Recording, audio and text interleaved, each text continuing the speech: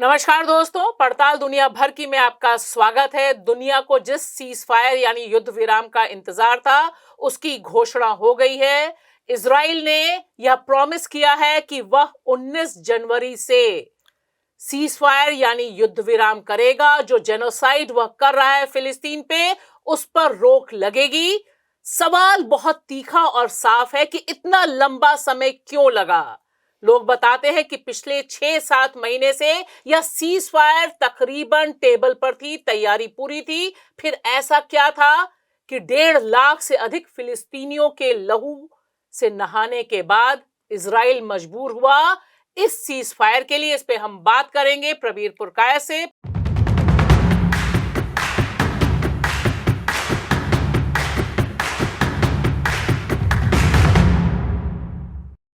प्रबीर, आपका स्वागत है। ये सीज फायर की क्या खास बात है, सबसे पहले तो हम आपसे ये जानना चाहेंगे। बहुत लंबे समय से इंतजार था, हम और आप इस प्रोग्राम में लंबे समय से चर्चा भी कर रहे थे। पूरा ड्राफ्ट भी आ गया है। तो इस सीज फायर से क्या समझा जाए कि क्या ये जेनोसाइड अब थम जाएगा, क्या स्थिति बनेगी? देखिए, इसमें दो सवाल है कि जेनोसाइड जिस रफ्तार से चल रहा है वो बंद होगा या नहीं।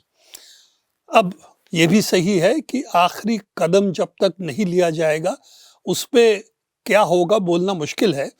पर ये सीज फायर अगर होल्ड करता है, जो घोषित हुआ है, लागू होता है, तो इसमें कोई दो राय नहीं कि इस जेनोसाइड के इस पहलू खत्म हो जाएगा।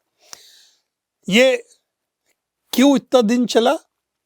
जब आप कह रही हैं कि 5-6 महीने से ये प्रपोजल टेबल पे है, तो क्यों अब तक लागू नहीं हुआ? दो वजह है। एक तो हमने पहले ही चर्चा किए थे कि नेतन्याहू अगर ये सीज फायर लागू होता उसकी गद्दी का खतरा है, क्योंकि उस पर केसेस चल रहे हैं और जिस तरह से अब वार कप्तान के रूप में खेल रहे थे उसमें बंदिश लगने की संभावना है। दूसरी बात है, जो इजराइल की आर्मी है, मिलिट्री है, उनका ये कहना था जो हम युद्ध के लिए जो हमारे गोल्स थे, चाहे हम और आप उससे सहमत ना हो, वो गोल्स हम हासिल कर लिए हैं, इसके आगे हमको कुछ मिलेगा नहीं। और वही निकल के आया है। इनका जो मुख्य उद्देश्य था कि हमास आत्मसमर्पण कर दे और पूरे गाजा की बागडोर जो है और किसी को संभाल दिया जाए, चाहे वो दूसरे अरब देशों को, चाहे पैलेस्टीन अथॉरिटी जो इस वक्त क्या कहेंगे उसके बारे में, इजराइल का कुछ हद तक साथी दे रहा है, कहना पड़ेगा। उसको हमास के हाथ से बाहर, हमास के हाथ में कतई न रहे, तो वो भी इसमें नहीं आया, क्योंकि ये अभी भी हमास का सामरिक शक्ति, मिलिट्री ताकत गाजा के अंदर है, इसमें दो राय नहीं है। उसके 1-2 दिन पहले ही 5 उनके सेना मारे गए हैं, इजराइल सेना मारा है गाजा के अंदर। तो अभी भी वो लड़ाई ऐसा नहीं है कि हथियार घेर दिए हैं हमास, या तो उनकी और जो शक्तियां वहां है जो लड़ रहे हैं इसके खिलाफ। मुख्य जो चीज सीज फायर की मुख्य जी चीज था कि नॉर्दर्न गाजा को वो वेकेट करा लेंगे और उसमें शायद बाद में सेटलर्स को भी बिठाएंगे। वो नहीं हो पाया। उन्होंने मान लिया है कि नेत्जरीम कॉरिडोर जिससे दोनों अलग अलग रखते हैं, नॉर्दर्न गाजा और सदर्न सेंट्रल गाजा को, वो कॉरिडोर्स भी वो छोड़ देंगे, ये उन्होंने बोला है। दूसरा जो उन्होंने मान लिया है, जो भी पहले मानने के लिए तैयार नहीं थे, युद्ध विराम के बाद जो भी सामग्री आएगी उसका कंट्रोल इजराइल करेगा। तो अभी जिसको फिलाडेल्फी कॉरिडोर कहते हैं, फिलाडेल्फी कॉरिडोर का भी उन्होंने मान लिया है कि कुछ दिन के बाद वो भी हस्तांतर हो जाएगा। और वो इजिप्ट कंट्रोल करता था पहले, वो इजिप्ट ही कंट्रोल करेगा।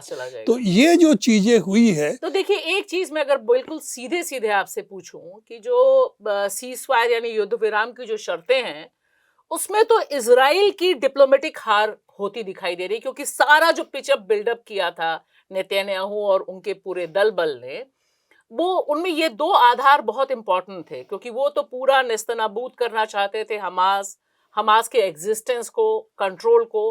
तो कम से कम सीज फायर में ऐसा दिखाई दे रहा है कि एक डिप्लोमेटिक रूप से उनको कदम पीछे खींचने पड़े हैं। इसमें कोई दो राय नहीं है कि उनका तो यही था कि हमास को हम खत्म कर देंगे, रेजिस्टेंस नहीं रहेगा और गाजा का बागडोर जो है उनके हाथ से दूसरों को हम सौंप देंगे जो कि हमारे काबू में रहेगा। तो वो अब हमास से जब नेगोशिएट कर रहे हैं, अब उसकी बात तो खत्म हो गई। अब नेगोशिएट तो हमास के साथ कर रहे हैं, करना उन्हीं के साथ पड़ रहा है उनको। कतार के जरिए। कतर, हमास और भी लोग हैं इसमें, पर हमास ही उसमें मुख्य है, और जो है इजराइल, ये तीन के बीच में वार्तालाप हो रही है। कतर बीच बिचाव कर रहा है, तो हो तो हमास के साथ ही रही है बातचीत। तो अगर बातचीत उनसे हो रही है, युद्ध विराम उनके साथ घोषित हो रही है, तब हमास के अस्तित्व को अस्वीकार करके गाजा अब चला नहीं सकते, अब मान लिए हैं। तो सवाल जो निकल के आता है, इतने दिन के बाद, इतने लोग मरने के बाद, जिसमें उनके लोग भी काफी मरे हैं, मतलब मिलिट्री के, अब क्यों कर रहे हैं, पहले क्यों नहीं इसमें जो एक बड़ा सवाल है जो हेडलाइंस में भी छपा है कि ट्रंप अब सत्तासीन होने जा रहे हैं। 20 जनवरी को उन्हें सीट पर बैठना है राष्ट्रपति के, और उन्होंने प्रॉमिस किया था कि वो अपनी सीट पर बैठने से पहले इस युद्ध को समाप्त करना चाहते हैं। वादा तो उनका दोनों ही युद्ध को समाप्त करने का था, लेकिन पहले चरण में ये हुआ है। इसका अमेरिकी कनेक्शन तकरीबन डिस्कस नहीं हुआ। हम लगातार बात कर रहे थे, आप लगातार विश्लेषण कर रहे हैं, बता रहे हैं कि किस तरह से अमेरिका के बिना ये युद्ध चल नहीं सकता था। तो क्या माने कि अमेरिका की वजह से युद्ध विराम हो गया? देखिए, अगर इजराइल का बागडोर एक हिसाब से अमेरिका के हाथ में है, वहाँ से पैसा आता है, आर्म्स आता है, और पॉलिटिकल सपोर्ट जिसके बिना वो यूनाइटेड नेशन सिक्योरिटी काउंसिल वगैरह में इसको रोक नहीं पाएंगे, उनके खिलाफ कार्रवाई, तो वो भी उनके हाथ में है। तो बिना इसके अमेरिका के समर्थन के ये जेनोसाइड चल नहीं सकता। इसमें लोगों ने कहा है कि इसका पायलट अगर इजराइल है तो को पायलट इजराइल नहीं, नेतान्याहू है, तो को पायलट जो है वो बाइडेन है। क्योंकि बाइडेन अब तक प्रेशर देने का कोई हथियार इस्तेमाल नहीं किया, जिसके वजह से अमेरिकी फॉरेन ऑफिस से काफी लोगों ने पद छोड़ दिया, रिजाइन किया, जिसके वजह से। तो सवाल है कि ट्रम्प ने क्या किया। तो जो अखबारों में है, हम नहीं कह रहे, विस्कॉफ है उनका, जो क्या कहेंगे, जिसपे जिम्मेदारी दी गई थी इन बीच बिचाव कराए, डील कराए, तो उसने कहा कि मैं पिछले शुक्रवार मैं आऊंगा बातचीत करने के लिए नेतन्याहू। तो उन्होंने कहा था, इजरायलियों ने कहा कि सबात के दिन है तो उस दिन तो बिजी रहेंगे, दिन में आप रात में ही मिल सकते हैं। उन्होंने शनिवार रात टाइप कुछ, हाँ शनिवार की, सबात की शनिवार की वही एक ही दिन है, तो कहा था कि रात में मिल सकते हैं। तो उनके अखबारों की लीक के मुताबिक तो उसमें कुछ कड़े शब्द जो लिख नहीं सकते, अपशब्द उन्होंने इस्तेमाल किया, और इसके बाद मैं कहा कि मैं दोपहर में मिलूंगा। तो दोपहर में आए, नेतान्याहू मिला, और उन्होंने साफ साफ कहा कि ये चीजें आपको करनी है। जो बहुत दिन से बातें हो रही है, कोई नई बात नहीं है।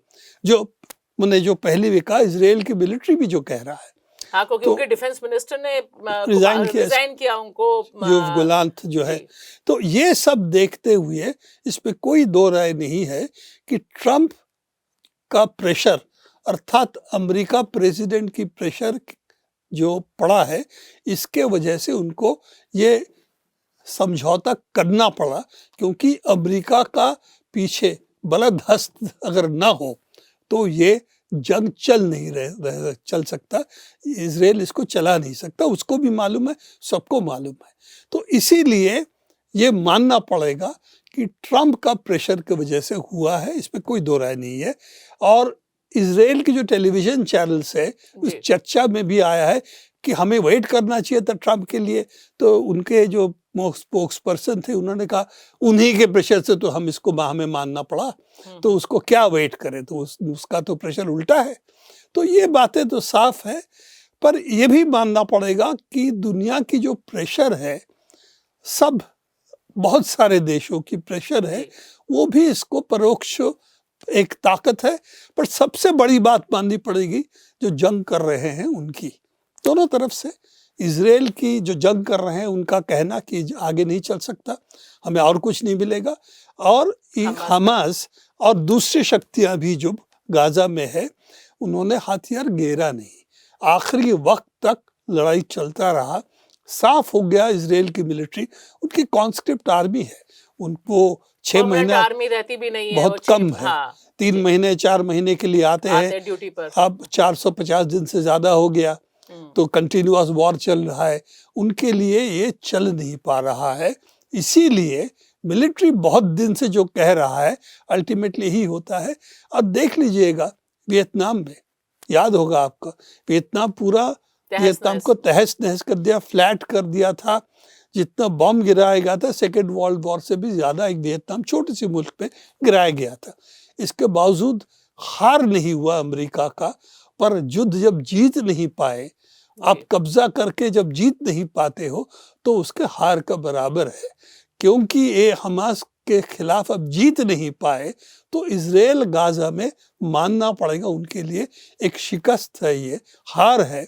और ये अगर हार होता है तो पैलेस्टाइन की जो लार्जर पिक्चर, अब वेस्ट एशिया नहीं सिर्फ पैलेस्टाइन की बात कर रहा हूँ, वेस्ट बैंक में क्या होगा, ये सबसे फिर बड़ा प्रश्न बन के इजराइल के सामने होगा और वेस्ट एशिया के सामने होगा।